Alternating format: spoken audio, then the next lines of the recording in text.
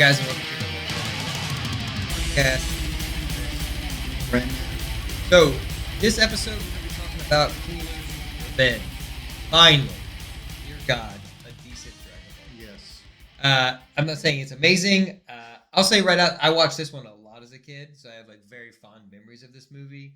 The best thing about this movie is it's like 75 to 80% fighting. Yes. They don't waste any time. They just get into that shit. So it's like everything that we have complained about from this point has been redirected and fixed in this movie. So the plot of this is Cooler, brother of the fallen Frieza, travels to Earth to set an old score with Goku. Which is sort of true in a roundabout way. Yeah. I mean, it's like, yeah, they just were like, hey, Frieza's dead now. He has a brother. Like, they just wanted to ride the train of Frieza. So they're like, oh, we'll just give him a brother. Right. You And Cooler's not even going for to avenge Frieza. He's just going to restore the name. Yeah, he's just pissed that he's family. like, Frieza's a dick. He lost. So I gotta, like, King Cold's pissed. And I'm not gonna let this bitch, like, tarnish our name. So yeah, he's not even, like, trying. He doesn't care that his brother died. Because he's like, yeah, the guy's just running his mouth all the damn time, thinking he's a badass. Yeah. He's not. I am. I'm gonna go kick this guy's ass. Oh, yeah, the movie could have ended within like 2 seconds. Oh yeah. I mean, there's like relatively, you know. Because Cooler had the chance to blow up the space pod that Goku was in. Yeah, and we find that out like the very last end. When we get there, we'll talk about that. But I mean, so I like the beginning of this. It's like there's like maybe 10, 15 minutes of like little slice of life stuff, you know. It is funny that like Chi-Chi's like, is something wrong with Goku? Because he's like wanting Gohan to like actually do his homework. She's like, man, he must have like hit his head super hard. He's been kicked way too many times. So I like that little dynamic of them where they're like, and he's like, and then she like falls into the table and she's like, oh no, we're just going camping. And she's like, okay, that's my husband. He's a moron. So they go camping, which I remember. I was a Boy Scout as a kid, so I always remember being like, oh man, they're camping. The rice looked good. Their stew looked good. Gohan's like the best little badass lumberjack. He's like, and the wood has. I know this is a weird thing to bring up, but the wood has a very weird sound when it like clanks together. It's like, clunk, clunk, clunk, clunk, but it doesn't sound like wood at all. It's like this tingy, pingy sound, and it's very weird. Even now, I noticed it as a kid, but I also noticed it now. I'm like, that's not how wood sounds. Like, it's just a weird. I know it's a weird nitpick, but it's just it always throws me off of the movie when it's like that would happen. And then, I mean, literally right after that, the bad guys show up. And it's not even like Cooler's like, nah, I'm not coming. He's just there. Yeah. So it's like, we've got our goons. Which, at this point, Saucer is probably the best goon. Oh, yeah, he's great. Yeah. I mean, like, he's no, like, Jace. But, like, I mean, that has, you know, having them come before, you can tell they're still trying so desperately to get them. The Ginyu Force is like such a great thing, and they're still trying to get that, and they can never get it. No. Like, you know, when we had that the last time, they tried to do the little pose thing. It was like a second. At least they've like abandoned that. They don't do that here, you know. Yeah, but yeah, Salsa is great. Like, and I mean the other two, obviously, I like the guy who just ducks his head. I mean, it's dumb, but it's like they're not trying to overplay them. Like, I feel like in Lord Slug, they like tried to give them more personality. They just need to focus it into one, which they kind of did there. Yeah. I don't remember the dude's name, but Cape Man. And, like, again, this is just like Ginyu Force. They're just, like, trying to be like, oh, that guy's got a cape. But he's kind of like this person. This is kind of just Jace, but, like, French. Like, it's weird. He's like, I'm going to find Goku. You're like, okay. Like, it's funny. But, I mean, you know, they're fine. I don't think they're bad. I mean, they're fine as, like, but again, Cooler just moves them out of the way. They don't like get super beat. He's just like, I'm gonna just deal with Goku. Well, and so only Saucer's the only one that. Yeah, he survives. Yeah, but I mean, of course, again, dude gets his head blown off like point blank again. Boom! I'm just like, this happens in every movie now. I'm just like that's cool. Let's do that. But so at this point, like they've fought. Cooler's there, and then Gohan is gonna travel to get some sensu beans. That's like kind of our paralleling, things. Like Krillin's there, Piccolo's there, Goku's not there yet. He comes right with the sensu beans. Goku's lying in the cave. Yeah, because he they kind of have their tussle, and like Krillin's down, of course, in like a second. Yeah, Cooler kicked Goku's ass with like 2 beams. Yeah, he's there, and he even talks about how like he survived, but he's like, nobody survives my death beams. You're like, okay, well he obviously did. You hit him in the back, like he's still Goku. Like, so at that moment, there's a little bit of fighting into it, which is okay. It's not bad. And so we're like in the next part of the movie when we're like transitioning plot wise. Gohan goes with Icarus to get some sensu beans. Krillin's down, and then Goku's in the cave.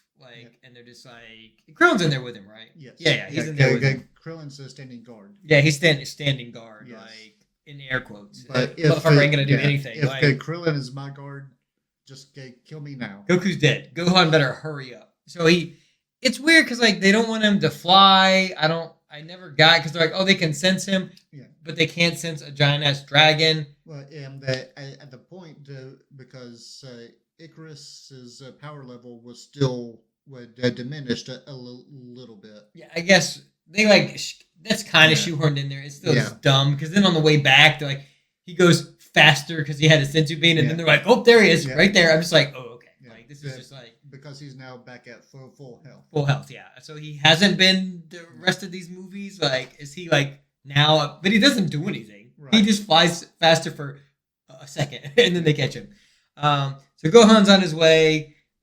He's going to the lookout to get some sensu beans.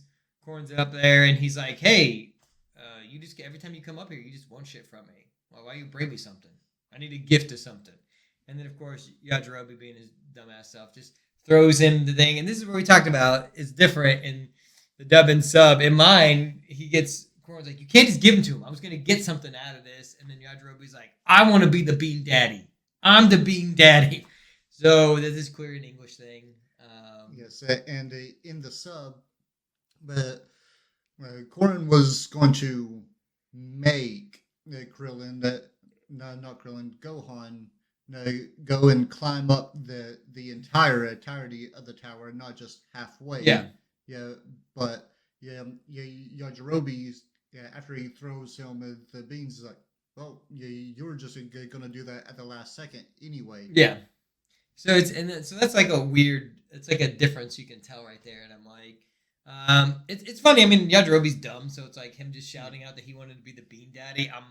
I'm for it. I now just want a shirt that says bean daddy and has Yajirobe on it because it's so dumb. And then so at this second we get some foreshadowing again, like we do in all of these movies. Yajirobe has one final sensu bean, and he flicks it to him, and he's like, "Here you go, one last one," and catches it and puts it in his little pocket. Why he doesn't put it in the bag and he sits it in there is all plot convenience. Yes. He's got to stick. That is my only nitpick with this movie is that one moment where you're just like, why would he put it there and not in the bag? Mm-hmm. Like, there's no logical reason why he wouldn't open the bag and put it with the rest of them. It just needs to happen. So, and so then he starts coming back. And so they're waiting, and then so we see he brings him a sensu bean, and of course then they find him, Icarus, flying back, so they blast him out of the sky, take him down. Krillin's worthless again. Yeah, but Piccolo comes in last second, just saves Gohan again because Piccolo is best dad. That's what I said. Piccolo always back, of course. Yes. He's always back. So they fight a little bit, and then he gets him a sensu bean, and then of course, Arbor Salzer comes in and like just shoots the bag. Yeah. He's like, you can't have any of those. I don't even know what they are, but you can't have any of those. Yes. That is a smart goon. Yeah, he knows. He's like, these are obviously something that's going to help them. I may not know what they are, but you went to great lengths to get this bag of something. So no. Yes. So it's, like I said, this is a little more thought out than the other thing. And so, of course, he gets this into being because Yes. Gohan's like, he, of course, has to explain to us that he has the flashback because Gohan apparently is a moron. Even so, I'm gonna go back something that we missed in the last movie. Piccolo has to convince Gohan to remember that he was listening 20 minutes ago. Yes. He's like, remember? You know, the thing you were doing by the waterfall? And he's like, nope, don't remember that super annoying thing that you were doing.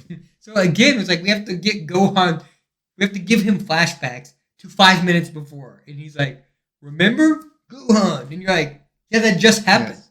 Is Gohan just have like a short-term memory disorder? He just can't remember shit that happened 5 seconds ago. It's like Memento. He just can't remember. He's just like, he's gonna get tattoos of like God Sensu Bean. Like, he just can't remember. It's so dumb. Like, I'm just like, and as an audience, I'm like, why do I need to see something that I literally just saw? It's called filler. Yes.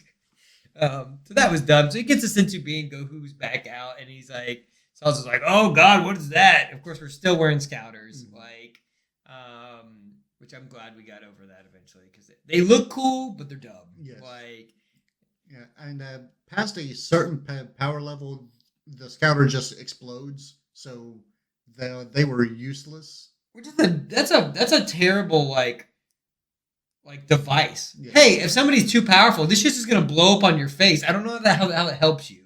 So you're already gonna get your ass kicked, but then half your face is blown up. But they always seem to be okay. It doesn't phase them at all. Like it blows up in his face. He's like, whatever. Damn Scouter, I guess. So, what positives do you have? We got one more thing before we get to our positives. So he fights Cooler, Yes. and then he's like, "Oh, you may see that I'm in my." We didn't even have to go to the second transformation. No. Cooler's just constantly in his third form Yes. because the other two are stupid. Second form Frieza is the dumbest looking motherfucker Yes. ever. So they're like, "We're not doing that." So see, this movie learned from the anime at that time that it was like, yeah, that second form is dumb, so we're just gonna skip it. And in the first form, he's really small. And so we're just going to go to Cooler, which is like the most refined form of Frieza, third form. And so then we get fourth form, which is like bigger and spikier, which I do like this design. Yes. It's a cool design. He's got like the thing covering his mouth. Yes, the design is similar to one of the greatest villains in cartoons / the comic book and basically all media, and that's Shredder. Yeah. Like the Cooler's head is very reminiscent of Shredder in the Teenage Mutant Ninja Turtles. Yeah, and his voice deepens a little Yes. bit. So it is, you don't even hear him that much, but there's a couple lines he has. And I'm like, I really do like the transformation. It's cool. And I think it kind of dispels the bigger is better because he's not that big. It's kind of just a refinement of his thing because his chest gets a little bit bigger. Yeah, he's got the little, slicing things coming out of his arm, which is very Shredder of that. Like, but I like it overall. I'm like, okay, this seems like a next path. Yes. Frieza 1 to Frieza 2 didn't make a lot of sense, and then Frieza 2 to 3 didn't make a lot of sense. So it's just like that was never like 1 to 3 makes sense, but this at least makes sense from you're like, okay, this form to 4. Yes, he's a little bigger, he's a little more powerful, but I like his design. I think it's cool. I mean, my positives of this thing is that the fighting just happens. And like it's like 80% of that. Yeah, we get a little Gohan. There's no musical shit in this movie whatsoever. Thank God. I like the slice of life stuff in the beginning. There was a little of that in Lord Slug, but that's just with Roshi and stuff. Yeah. It's fine. Like, but this was better. This was like it all made sense. It wasn't disconnected from like I feel like even though you see Roshi, that's very disconnected from what's happening there. It's just like they're just there and then that happens. This is like, okay, we're gonna go camping. That camping trip then leads into them being there.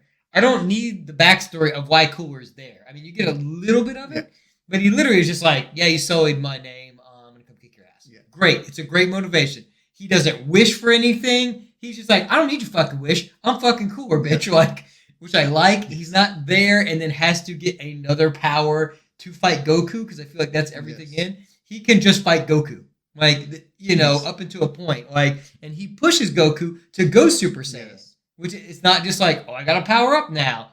So I like that. The one thing before we get into like Super Saiyan, which I thought was really funny. And it's just a dumb little thing.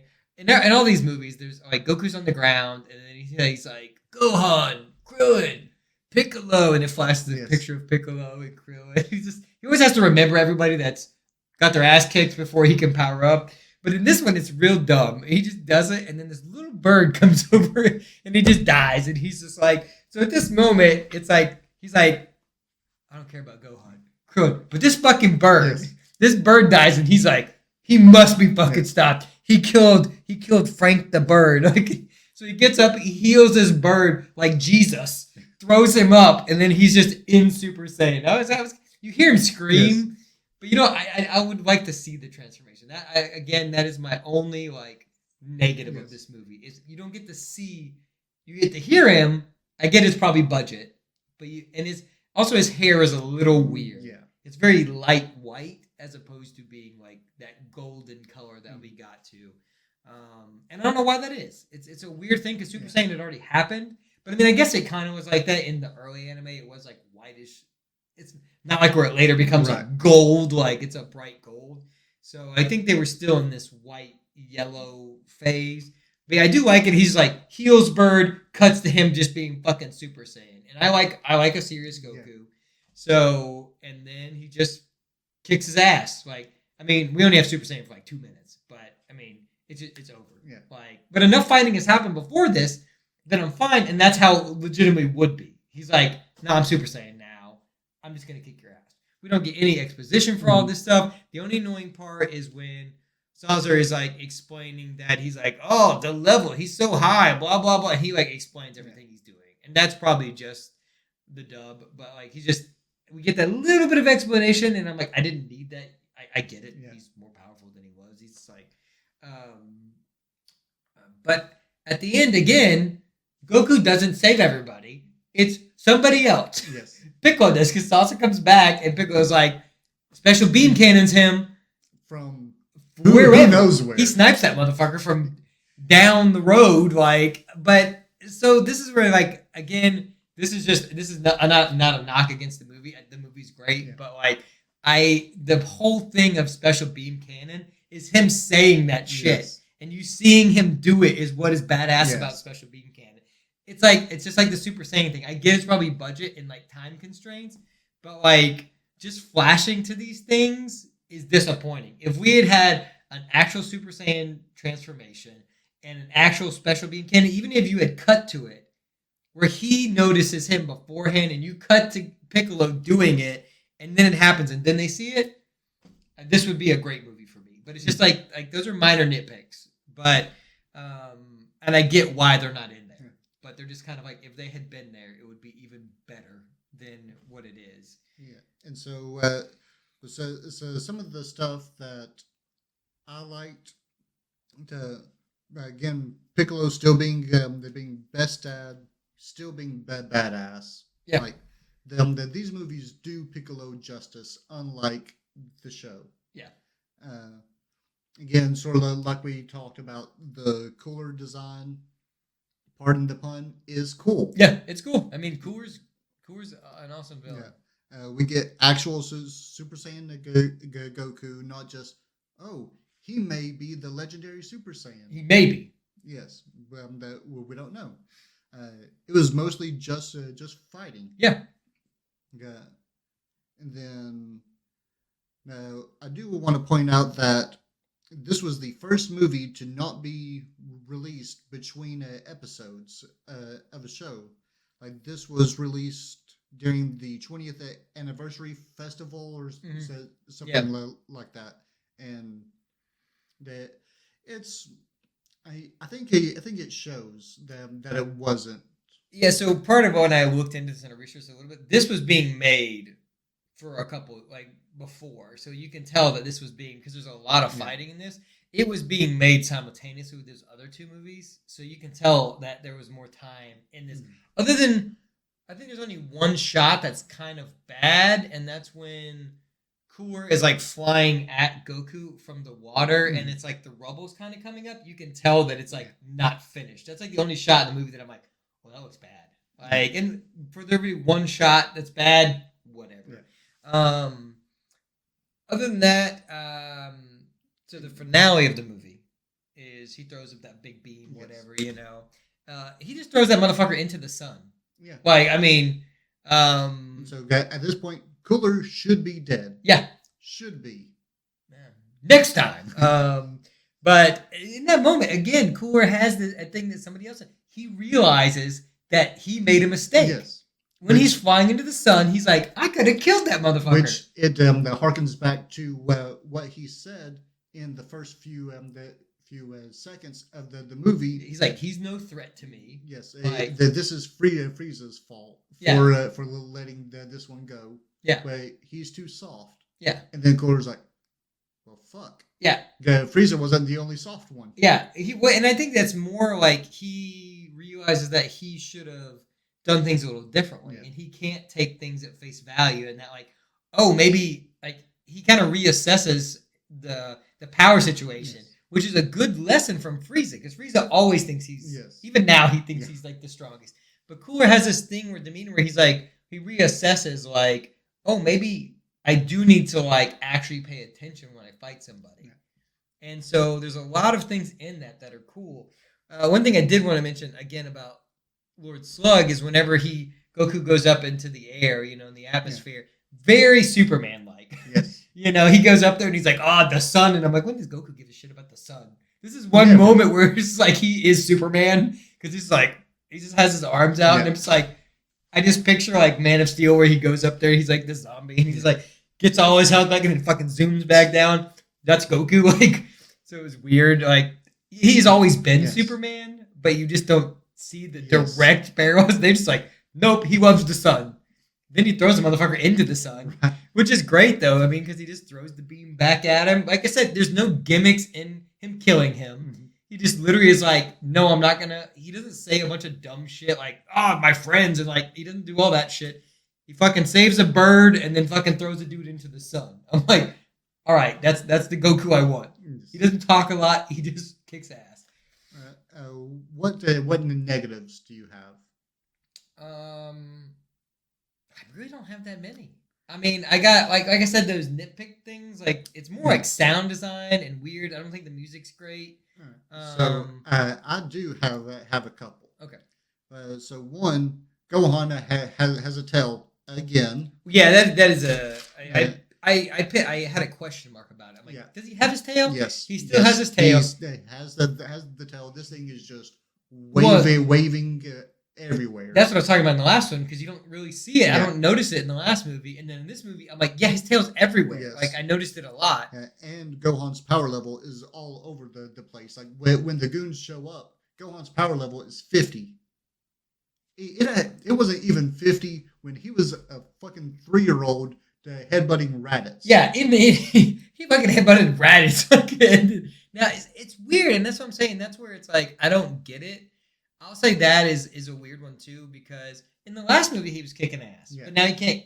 He's fighting like 40 people. Like, literally, the screen was full of dudes. And at that point, he ran away. But before that, he's like, I don't give a fuck. I'm just going to kick off. Yeah. Like, so he fought people that were probably on the same power level as these goons, other than Salsa, which was probably a little more powerful. That's weird for me. Yeah. I don't know why. And that's how you can tell these are made in a vacuum and not like these are different teams. Yes. Because they're like, oh, sure, this is how it is. And then they're like, no, this is how it is. But because there's no continuity, there's nobody telling them like, no, this is where Gohan is. They're just doing things with these characters as opposed to trying to keep them consistent. They're just like, Goku needs Super Saiyan 1. Okay, how do we get him there?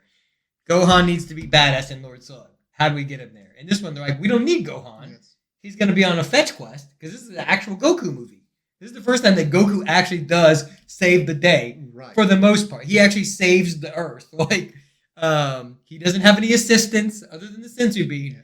He kicks ass. And then, Piccolo saves them at the end. I still don't know that Salsa would have killed all of them. Like, and then Piccolo ends up at the waterfall. Again. This is his... We got to have some constants. We've moved on from, Gohan pissing on people to...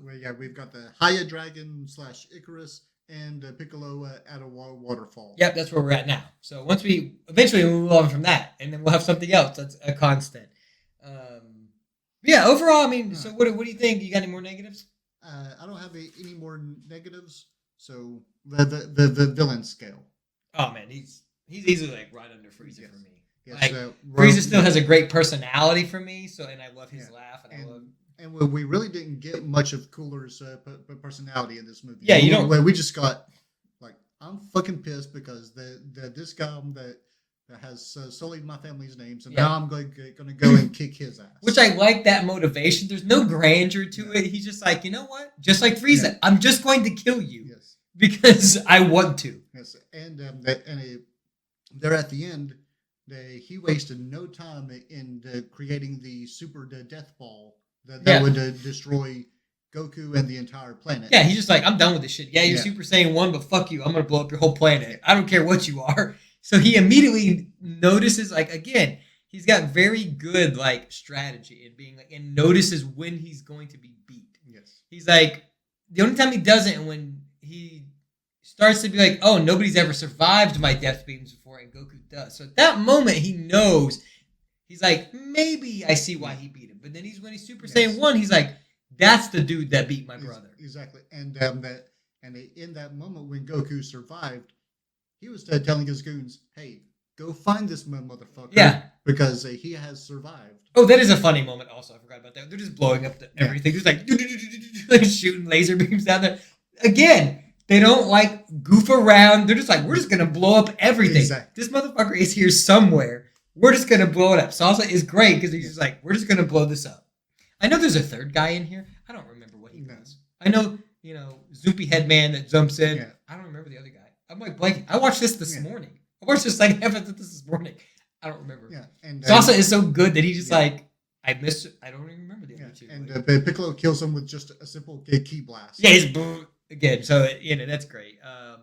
Yeah, man, I like this movie a lot. I think that's the distinct. The only reason he is under Frieza is because we just don't have the time with him.